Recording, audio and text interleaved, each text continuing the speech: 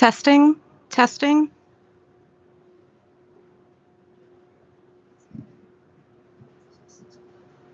Is it working now? Okay. We're okay. There we go. Okay. Yeah. Okay. Good. We have at least a viewer. Hi there. Um, this is live streaming. So sorry for the delay, but we're here now. So my name is Chris Reynolds, and this is Rana Del Rosario. I'm the chair for the ASIS student chapter at San Jose State.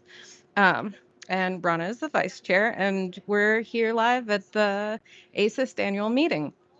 So we just kind of wanted to have a casual talk, although my anxiety is a little bit up because of the microphone mishap that just happened, but hopefully everything should go smoothly from here on out. So hopefully you guys can hear us. Feel free to put down in the chat, like, if you can, that'd be great to hear.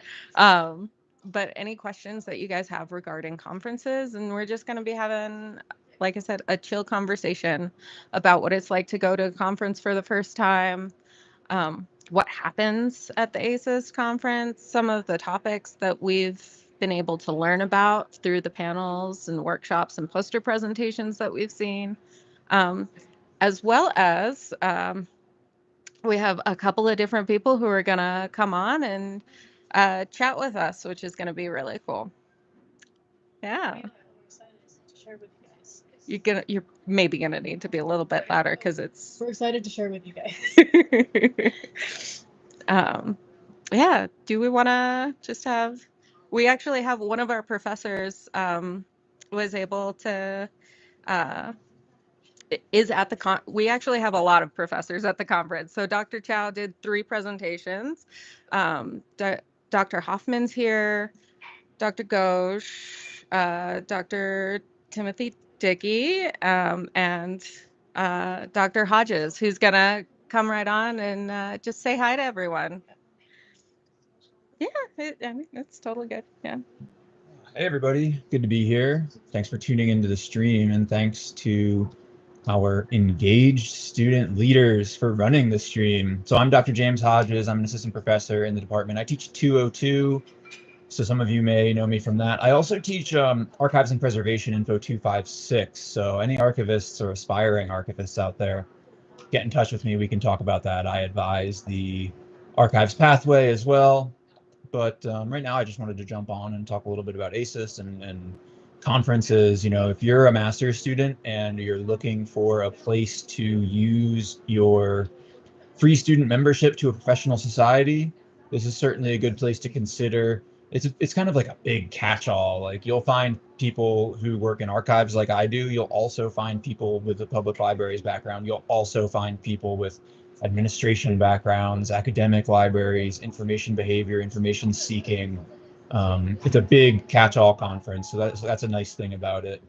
And I think the last thing I really want to mention before I hop off here is just that if you're watching remotely, definitely make sure you take a look at the website and the program for the conference, so you can see the research that our faculty are presenting, as well as anything that anyone else is presenting, some who are graduate students just like you as well. And the majority of those projects, whether they are long papers, short papers, panels, or even posters, will have some form of representation in the conference proceedings. So you'll be able to download them and give them a look to see the kinds of research that are happening here. Great way to see what the current state of the field is, because this is, new emerging research that in many cases is not yet reflected in course syllabi, ours or anyone else's yet, because it just hit the presses. It's research that was just done. So great way to keep up on new research, new best practices. Also just a great way to see who's doing interesting work at different institutions, different libraries you might want to work at, different universities you might want to work at, or people you might want to study with. So definitely have a look through those conference proceedings and use it to get more acquainted with the field, because even if you're not here, it's still a resource that you have access to through our libraries. So you should try to benefit from it if you can. And of course, I'm always around. If anyone has any questions about the archives pathway or anything else that I mentioned, shoot me an email, james.hodges@sjsu.edu.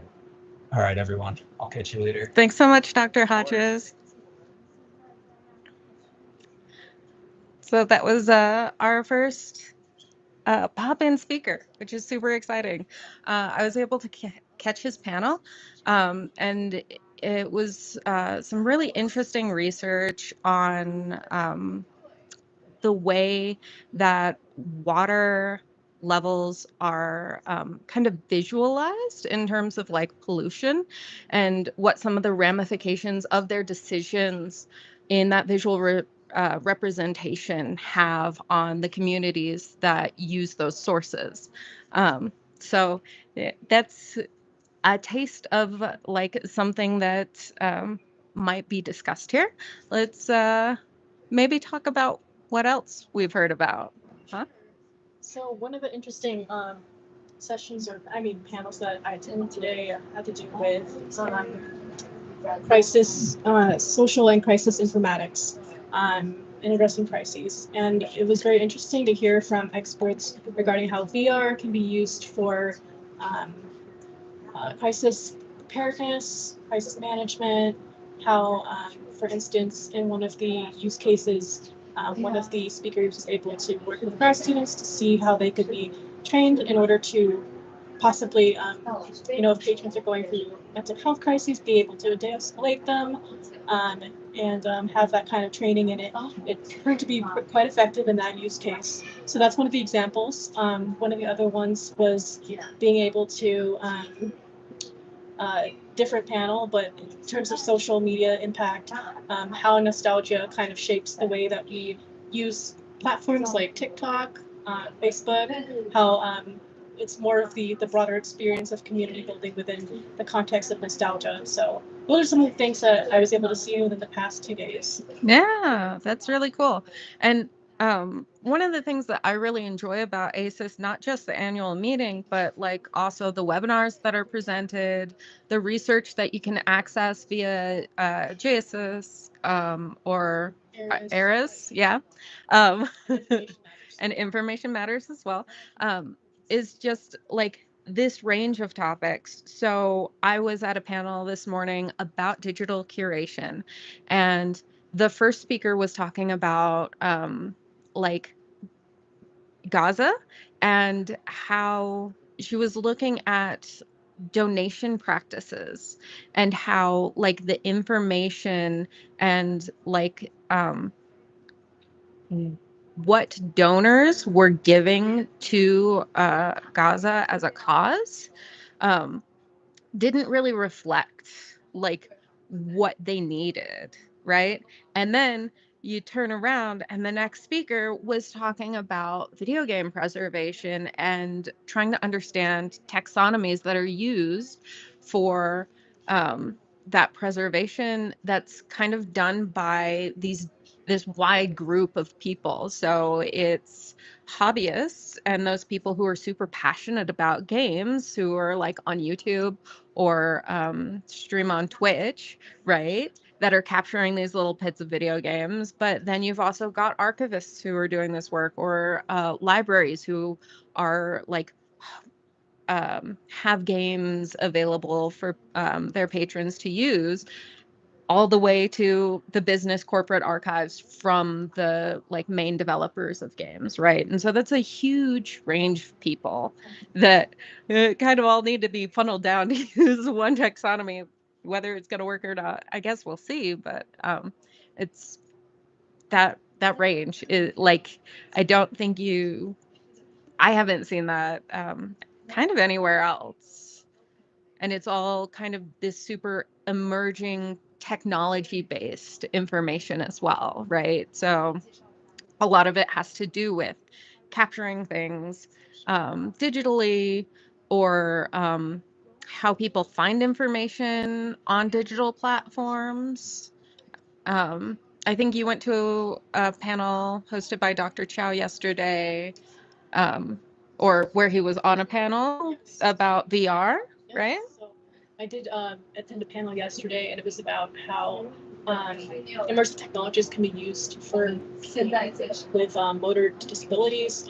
Very interesting how the implications in terms of you know the psychological component, the physical component, how those all kind of merge together to kind of enhance the overall experience for those who can benefit from those types of technologies.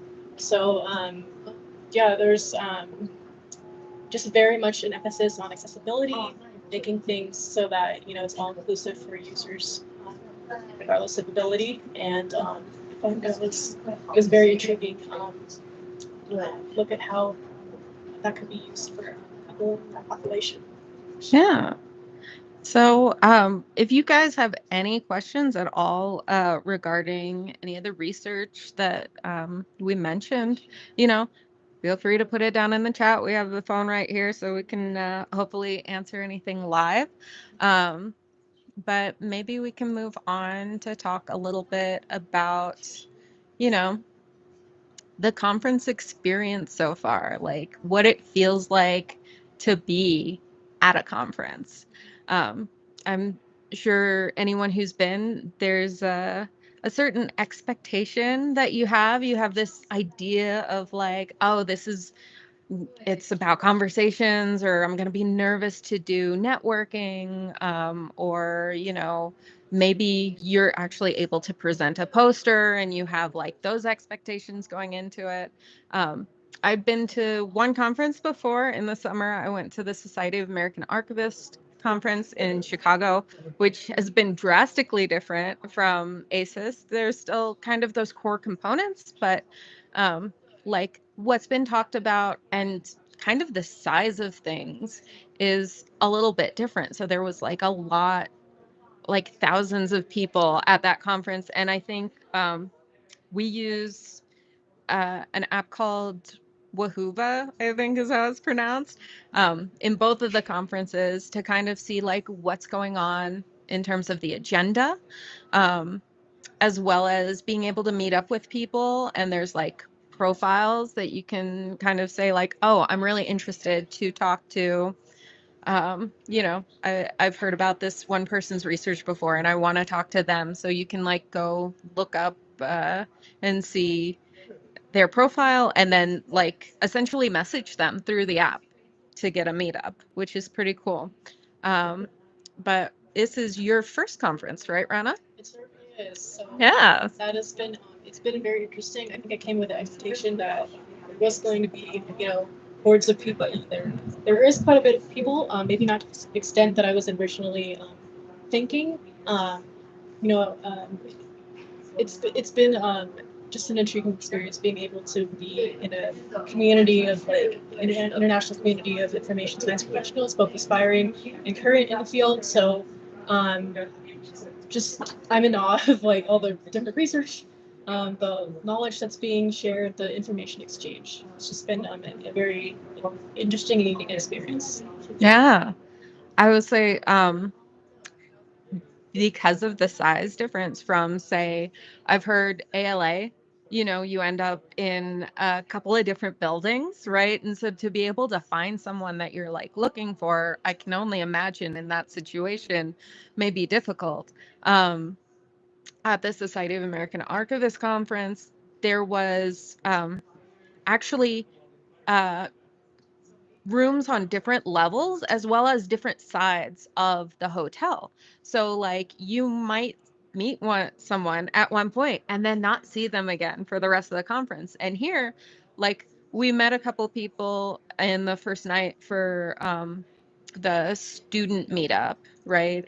And we've seen them multiple times, just walking down the hallway and then it's like, oh, there's Kremen, right? Or someone else that we've met, and it's been kind of cool because you're able to kind of continue the conversation as you learn more about them and their research interests, but also, you know, just contextually within the conference. If you guys end up at the same at the same panel meeting, right? It can be a way to be like, oh, I didn't know you had that interest as well. And then you can start talking about it, which is really cool. So what did you think about that first students meetup on that first night? How did that feel? It felt it did feel a little anxiety inducing, but I just came to realize how much of that community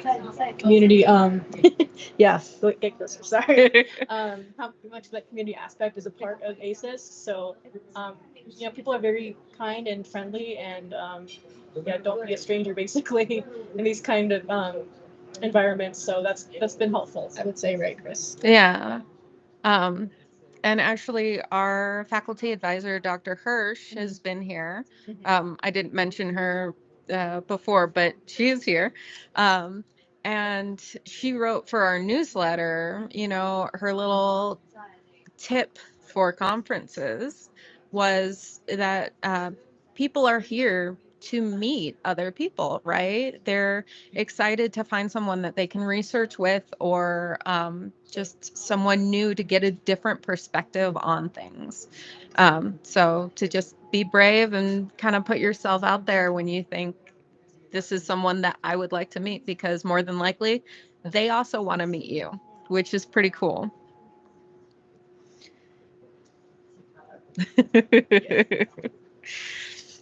So, what should we chat about next? Well, I did go to see. I will say that I was able to attend the SIG East reception as well as the U.S. It was like the inaugural reception for U.S. West, which is exciting.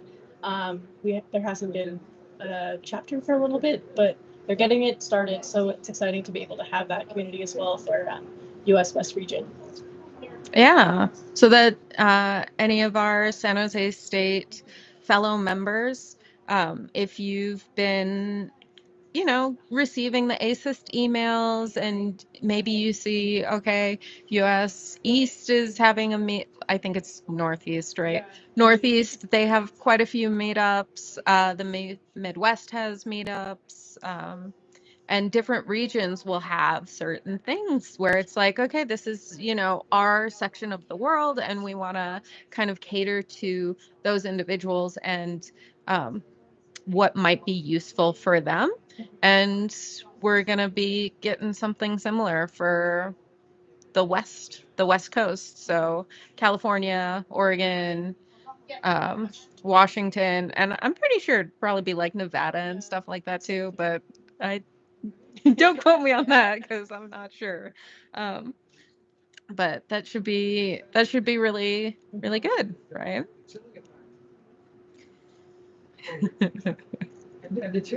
um, let's see. Yeah, no comments yet, but again, you guys feel free if you have any questions or anything, just type them out and we should be able to see it. Um, yeah. Oh, we got Michelle. Michelle. Okay. Do we have any links for slide decks from the presentation with Anthony Chow, Dumas, and John McLeod? I'm sure we could get those. Dr. Chow's pretty accessible, right?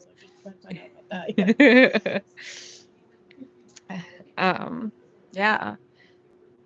And I think that's another thing is like all of the presenters are really excited about the things that they're doing research on, right?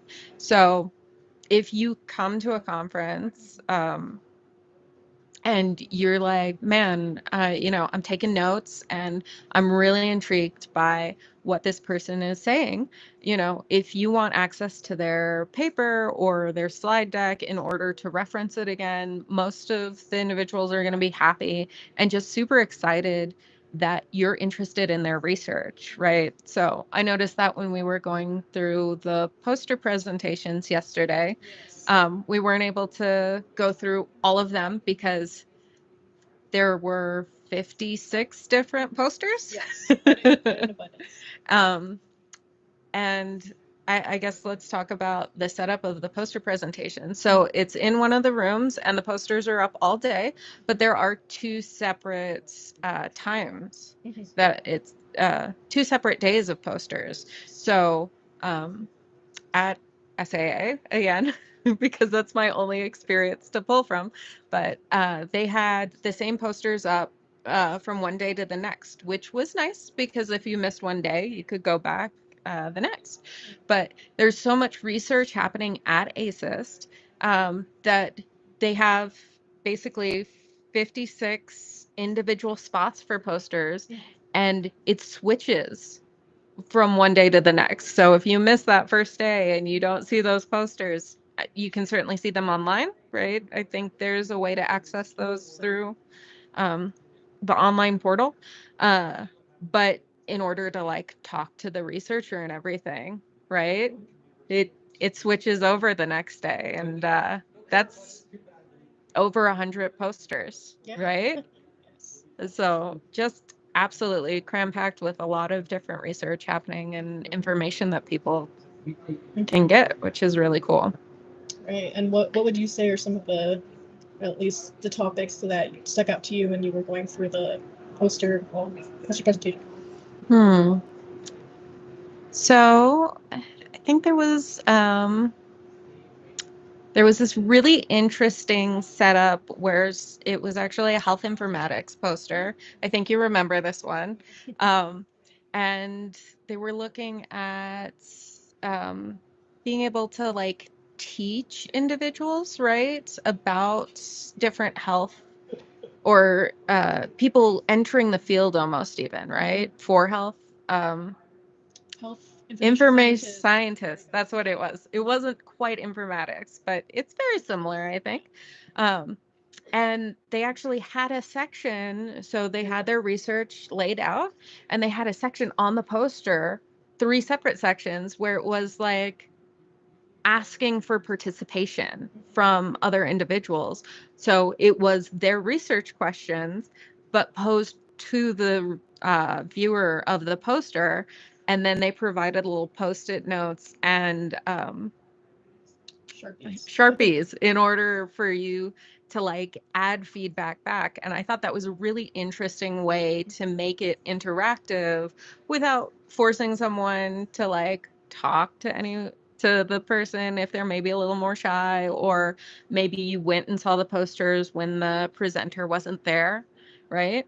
That was a really neat use case for interactivity, I thought. Did you have a poster that sticks out in your mind from yesterday? It is mostly interest-based, and it was one regarding what are the factors contributing to anime dropout, which for me, that is an interest of mine. I was just like very curious about the research that they had taken into account, the different contributing factors leading to it, whether levels of interest or switch between different shows, that kind of thing.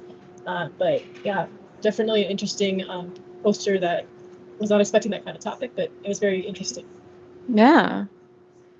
And I think, again, that shows just how wide the topics are here, right? So it's like fan and anime work to, you know, health information and um, yeah. Quite a breadth of topics being discussed. To a certain extent, it's almost overwhelming. Like I've had multiple times during the conference where I'm thinking, oh, I just like this is so much information. And I actually, one of the things that I need to pick one of the professors' brains about, or someone who's a little more like used to coming to conferences, is after a presentation happens, right, there's usually a Q&A time. And I always think, it'd be great to get involved in that way, right? But like my brain is so full of new information that I'm just like, I don't even know what to ask, right? And it always hits me just a little bit later after I've had a little more time to process. Have you had any of that happen? I did actually, with the panel related to social and crisis informatics. There was the lightning talks followed by the Q&A, which is very interactive, and they did have an app where they had people post their questions, and actually one of my questions got answered, which I was actually really excited for. Yeah, it is a bit like, I will echo Chris's what you were saying about it being a very, like, no, kind of an information overload that takes some time to process. So it is kind of like trying to like figure out, after all the discourse, like what do I want to possibly ask, or like how to get around to that. So, Yeah. yeah. And it really, for me, it's this the metaphor of sipping from a fire hose almost. Like, okay, I'll talk about another panel that I saw because we are waiting on I think most people know that we've got a doctoral student who's going to come talk to us about the process of actually having a poster presented. I don't see him yet, but so one of the other panels that I was able to see was on information misuse, right? And so before going into the panel, I was sort of like, I'm not entirely sure what is going to be discussed here. But it was really interesting because they were talking about research data, and that's one of the fields that I'm kind of interested in is like research data management. And so there was a speaker who was talking about like metadata and the misuse cases that happen within metadata, how it can be changed sometimes, right? Um,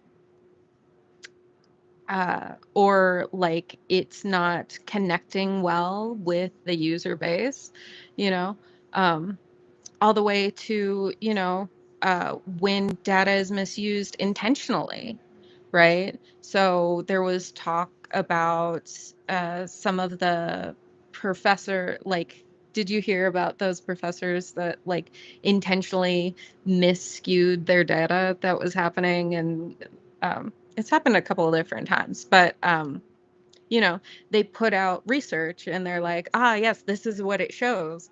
And it's like, you messed with the data, right? Um, so I learned that there is, a way for people to actually do like forensics on Excel files in order to see like when different things were added in there, right? I didn't know that was a thing. It was pretty cool.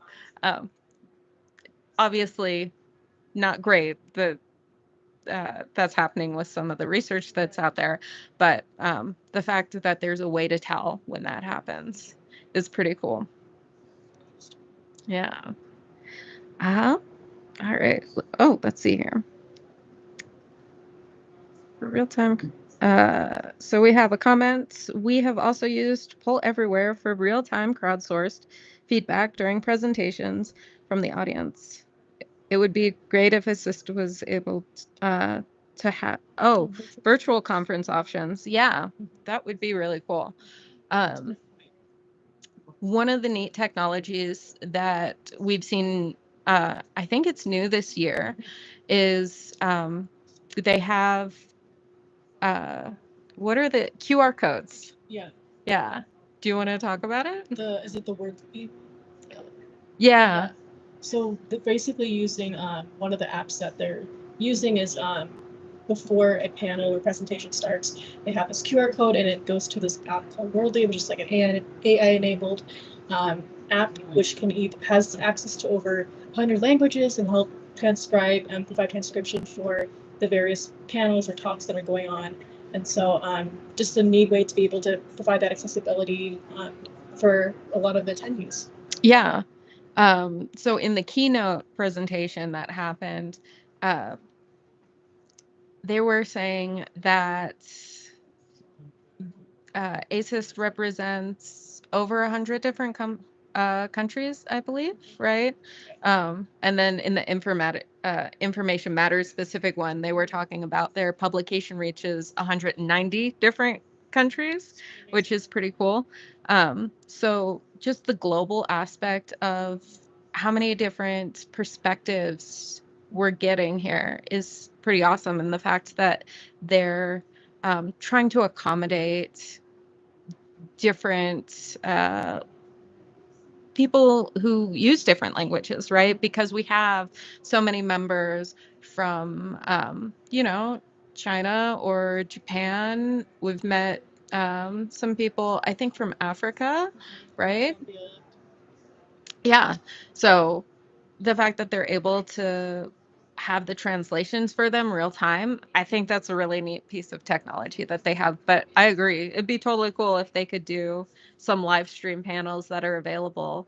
Um, I know the Society of American Archivists, um, they had something very similar where like it's a discounted rate for the conference, but you're a virtual attendee, right? So it's not all of the panels, but it's, I think, at least one from each session is hosted virtually. So, you can kind of be in a little bit of the research, but you're not getting the full experience. But it's still a neat way for multiple attendees to be able to, yeah, participate. That's the word. My brain feels like it's just like leaking out of my ear at this point.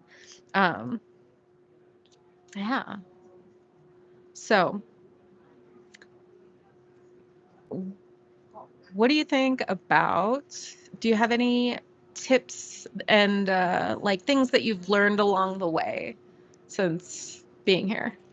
In terms of, I guess, number one, and this is more like, make sure you take care of yourself in terms of like drinking water, don't get dehydrated. Make sure that you're managing your energy levels, and it's totally okay, and totally normal to take a break or, be able to recharge in the room if we need to. If you're a student, obviously, then perfectly normal to be able to take the time to like be able to do the homework or whatever you need. Also, in terms of other things I would keep in mind, keep a notebook and pen handy, of course, in case you need to take any notes.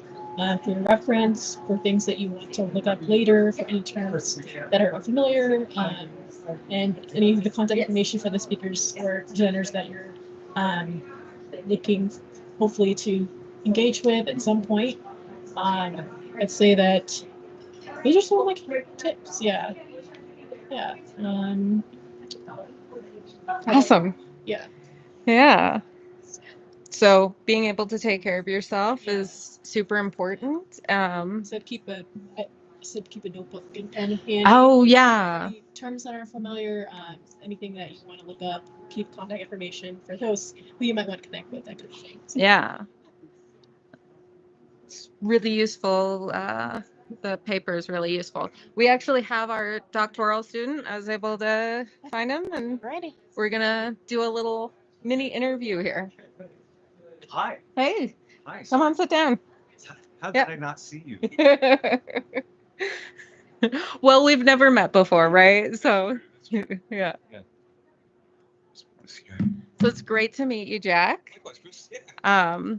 So we've just been talking about all of the different presentations that we've seen and some of the research and stuff that's been going on, some tips about conferences, and now you're here to talk to us about like how you got into presenting a poster and like what that process is like of getting accepted. Okay. Yeah.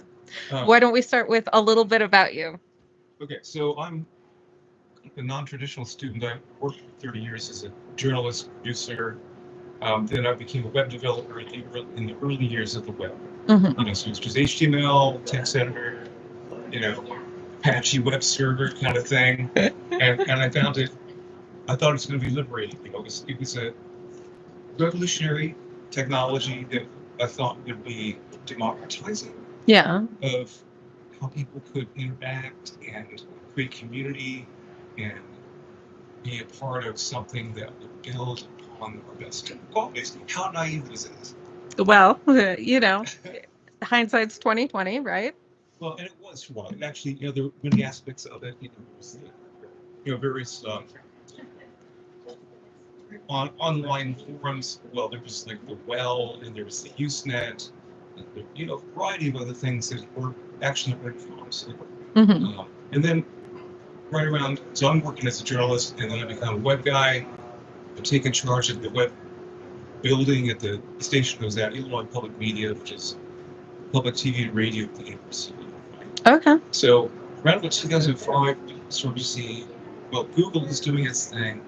Facebook is coming on pretty quickly. The Web 2.0 was happening. And as much as I wanted to believe that it would end up being something, again, liberating and facilitating, utopian, dare I say, no, I mean, I think I never held that particular hope. But Amazon started, and we started to see the commercialization of the internet. Mm. And not just the commercialization of the internet, but turning it into a sort of surveillance machine. Yeah. With cookies and tracking and the commodification of information that then became fodder for profit-making activities. Nothing wrong with profit-making activities, but it kind of crept up on us in a way that we didn't understand. So now there's privacy issues, there's surveillance issues, there's power issues. And so, long story short, I started to see that as my calling in my post-journalism. Okay. Gotcha. So, you're doing research for your doctorate. How did you come to find out about presenting for ASIS? Yeah, I mean, I was aware of ASIS. Yeah. Okay, ASIS. I was aware of it the past couple of years. I've never been to it. I sort of haven't tried to get to conferences lately. I've been busy of teaching and doing my research and trying to get through this prep. But I saw a call for posters, and I knew some other people at my school, University of Illinois School of Information Sciences, were applying for posters, and I said, hey, why not? I'm right at the point where I'm going to be proposing my dissertation topic, and this is a good way for me to have discipline in making it clear and succinct. Okay. So that's kind of what drew me into it. And I also thought, conferences of librarians and information science people, that's got to be fun. Yeah. Yeah. Oh, we think we're your friend crowd. So I think it's it's a little bit different for our students because we are mostly masters. There are some undergraduates, right? So no one's doing a doctoral thesis and like digging into research that much, but it's I think there's a similar principle of where you have the research, it's a project that you did, and then you're like, okay, this can fit into this conference, right? And so for our students, that can be done with your school work or your experiences outside of school as well. So if you're interning somewhere and you're doing something that, is kind of new or unique, being able to present that for other researchers is valuable, right? Yeah, I agree. I think the way I look at it is, I'm gonna when my poster's there, it's somewhat provocative. I hope that it generates conversations. And if people think that however they think it's interesting, they think, wow, this is really, I think you're onto something, or they want to say, well, you're way off base with your theoretical approach or your methodology. I want to hear that too. Yeah. Either way, it's all good. I'm not going to be defensive or thrilled or whatever over the top emotions in either direction. I just want to have a conversation. Yes. So it's a way to connect to others who are interested in similar research to yourself. So that's like a networking spin on it, but also like, that conversation, and maybe you find someone else who's doing something similar that you can connect with and be like, hey, let's do a project together. Yeah. You know? Yeah, and even if it's just like, well, have you thought of this? You know, you're saying this here, and that's fine, but you're missing this piece. So a I'd be very feedback. happy to hear that. Yeah. Yeah. A way to like nip things that maybe you overlooked somewhere, or We can't know it all, you know. for sure, I've for had sure. several years of doing this work. I don't know it all. And I'm dealing with a lot of social theory, critical theory stuff Yeah. that, you know, I'm interested in to what extent other people here are doing that stuff or interested in that. So this might be a provocation to get that conversation going as well. Very cool. Yeah. Yeah. So do you have any I guess hopes, because you're presenting, you know, this evening? Yeah. Do you have any like expectations or hopes for like what'll come out from it, or you're just like, it's the information's there and what happens happens? Yeah, pretty much. And I figure I'll just stand by the poster and see what happens, you know, with people. And if they ask questions, I'll do my best to answer or engage. I do have a separate sheet aside from the poster that has a QR code that links to a more complete explanation of what I'm trying to do. Oh, very cool. So I hope people take advantage of that and then, you know, check it out, and maybe when they get home, you know, send me a note or whatever. So that's totally more interactivity. We talked about a poster earlier that had an interactive component. I always think those are so interesting. Yeah. So yesterday there was a poster on health information scientists and like training for them.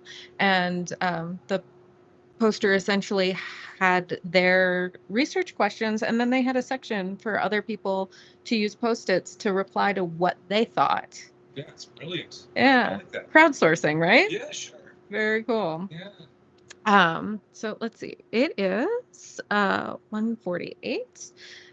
Do you have any like tips or tricks for like going going further in like the education sphere, coming back as, you know, how's that been? I'd say, you know, follow your passion, what you're interested in, not just like, okay, I want to do this and get a job, you know, kind of thing. I think most people understand that at this point. But, you know, of course, they want a job, but some of our members are undergraduates, so you know, there could still be that mindset of it needs to be only this, right? But but once you get into grad school, a master's program or something, I mean, I understand. I teach undergraduates, and I understand they want to get good grades.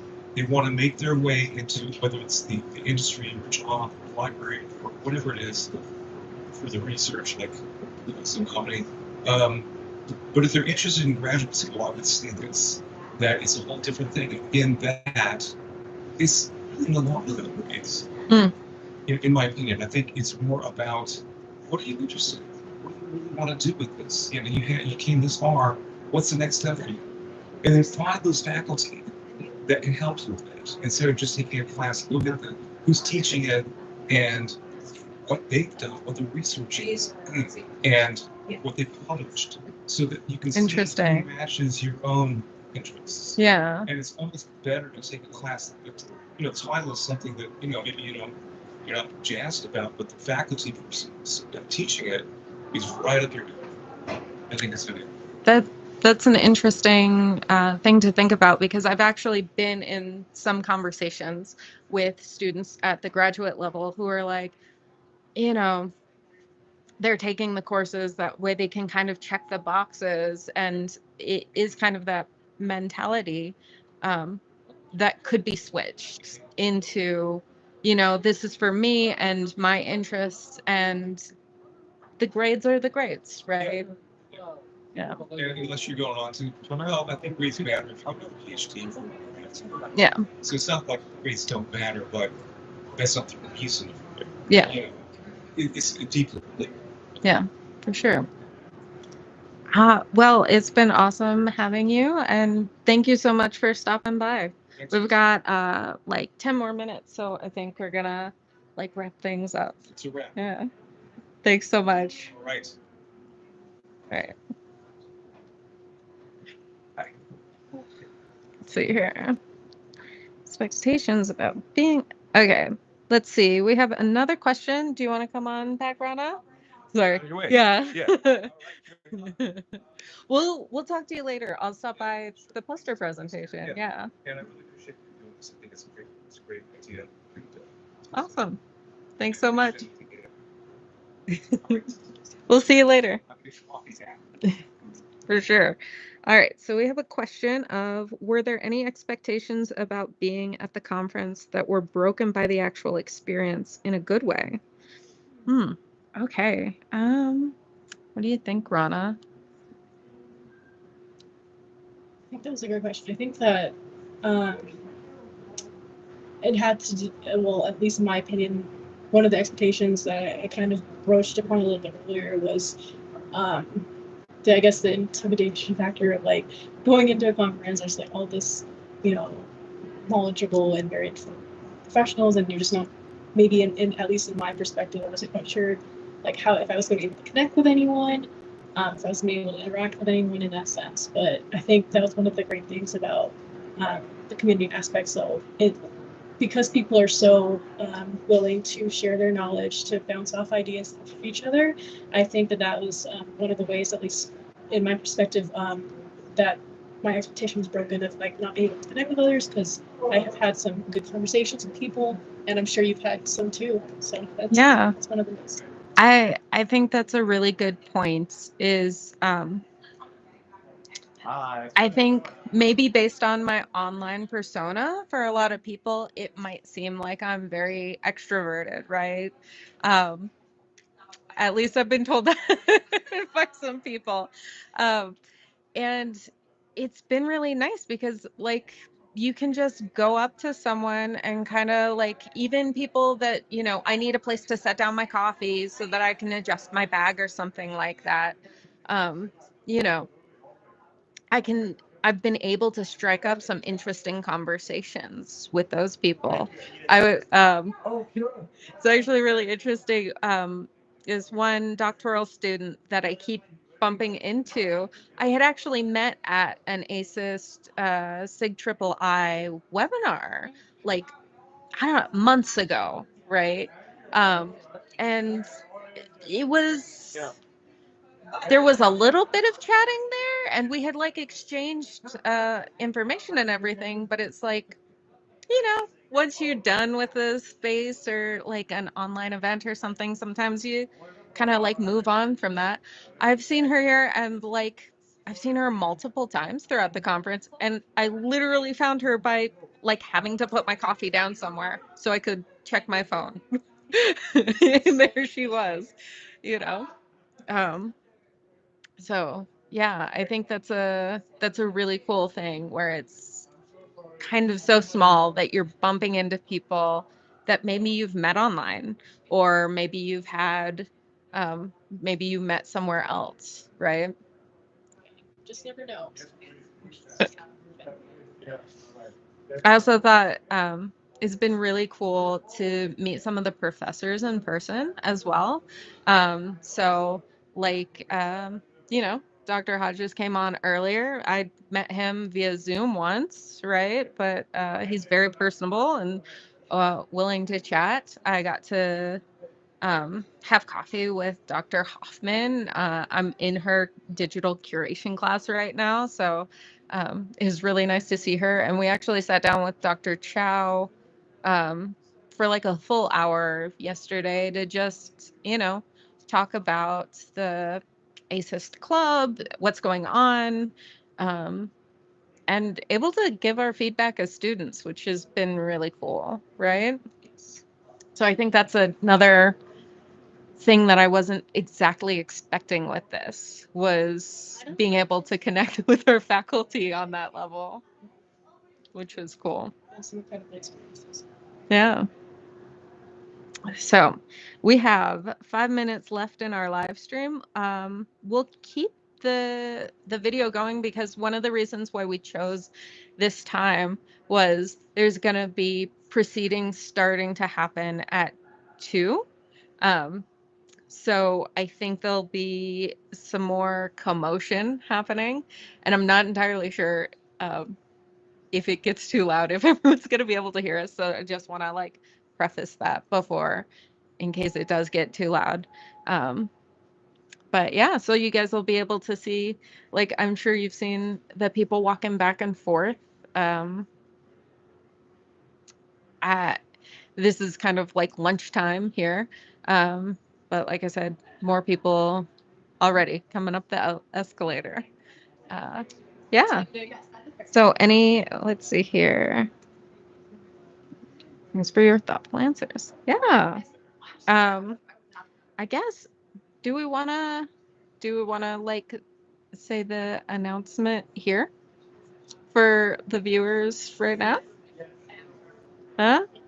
So one of the things that we were just informed about yesterday morning was that the SJSU student chapter won student chapter of the year for this year. So it's a great club to become a part of, and we're hoping that the rest of this year we're able to do some more incredible events and get more speakers to come talk to the students. And if you guys want to get involved with us, hit us up on any of the socials.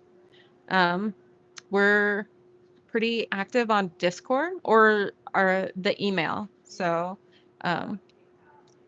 sjsuassist@gmail.com. Yeah. We're pretty responsive on there as well. So yeah.